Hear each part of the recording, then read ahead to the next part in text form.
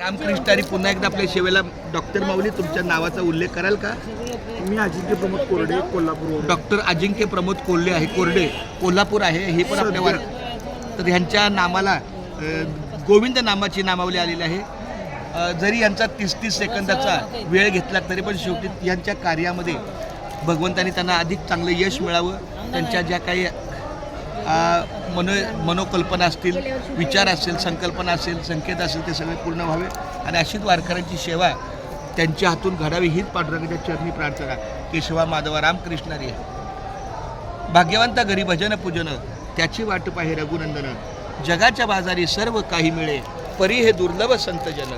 पूर्व पुण्य ज्याची असेल पुण्याई तोच मुखी घेई हरीचे नाम. चोका म्हणे तुम्ही आता तरी जागा रामकृष्ण हरी मला निरंतर. भाग्यवंता घरी भजन पूजन त्याची वाट पाहे रघुनंदन.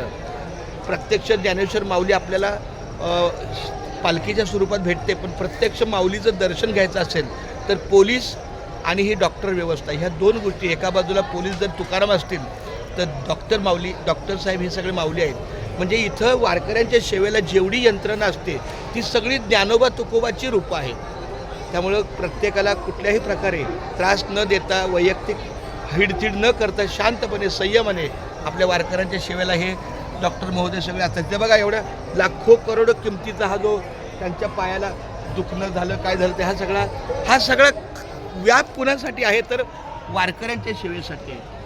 अशा या कोरडे माऊलींच्या हातून आपलं रामकृष्ण विठ्ठल केशवा गोविंद माधवा हे नामस्मरण झालेलं मला फार आनंद वाटला. असंच मी जागोजागी 1-2 डॉक्टरांचं लेखन करत असतो. माझा यूट्यूब चॅनल आहे, नाव आहे यूट्यूब चॅनल. मग मुंबई ते सांगतो रामकृष्णारी. बरं आता इथं ठेवा आणि फक्त तुमचे 30 सेकंद फक्त सांगा. तुम्हाला हे सकाळ सकाळी रामकृष्णारी किंवा जो काही नामाचा जप लिहिला तो कसं वाटलं? 30 सेकंदात तुमच्या भावना. खूप छान वाटलं. करत जावं करत जावं असं प्रत्येकानं. हा म्हणजे आपल्या जप कामात करावा. प्रत्येकानं थोडा वेळ प्रत्येकानं थोड्या वेळाचा तरी जप करावा.